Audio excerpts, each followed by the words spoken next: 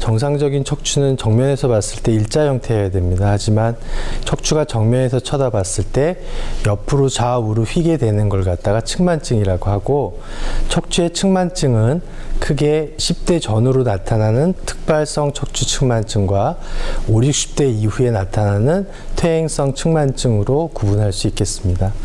대부분의 경우 특발성 측만증은 증상이 없기 때문에 자세의 이상이나 또는 학교 검진을 통해서 발견돼서 병원을 방문하는 경우가 많고, 대부분의 경우에 있어서 많은 경우에 있어서 치료가 요하지 않은 경우도 많습니다. 하지만 특발성 측만증의 치료의 목적은 균형 잡힌 몸매와 척추를 유지하고 우리가 성장하는 과정의 진행을 예방함으로써 수술적인 치료나 2차적인 문제를 발생할 수 있을 정도의 측만증으로 진행하지 않도록 하는 데에 치료의 목적이 있다고 할 수 있겠습니다. 두 번째로 5, 60대에 발생하는 퇴행성 측만증은 보통의 경우 퇴행성 디스크 질환의 연속성으로서 발생을 하는데, 이 경우는 의사도 치료하기 어렵고 환자들도 완치나 아니면 만족스러운 치료 결과를 얻기 때문에 상당히 치료하기가 어려운 질환으로 받아들여지고 있습니다. 그렇기 때문에 무엇보다 중요한 것은 예방이라고 할 수 있겠습니다. 대부분의 고령에서 발생을 하고 척추 측만증뿐만 아니라 협착증이 동반되기 때문에 수술적인 치료를 요하는 경우가 종종 많이 발생을 하게 됩니다. 그러나 고령이고 또 골다공증이나 다른 2차적인 문제들이 동반이 되어 있기 때문에 수술적인 치료나 이런 거에 많은 제한점이 있는 것도 사실입니다.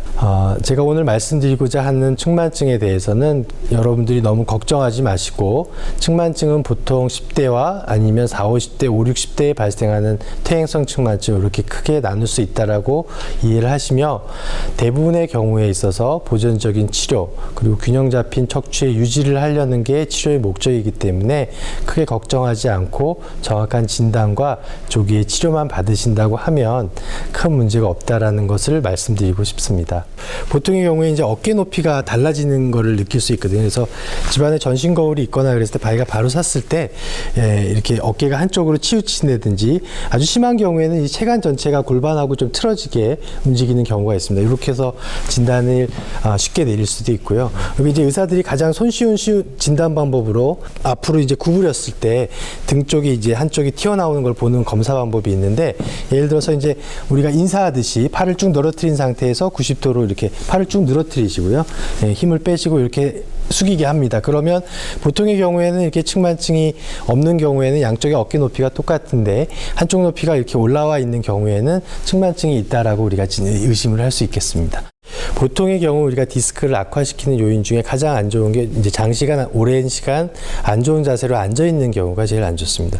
특히나 이제 우리가 TV를 보거나 어떤 작업, 컴퓨터 작업을 할 때 허리를 곧바른 세운 자세라기보다는 이제 한쪽으로 다리를 꼰대든지 한쪽으로 치우쳐 앉는 자세, 이런 것들은 오히려 더 한쪽의 디스크를 더 나쁘게 함으로써 측만증을 유발할 수 있는 요소가 될 수 있을 거로 생각됩니다.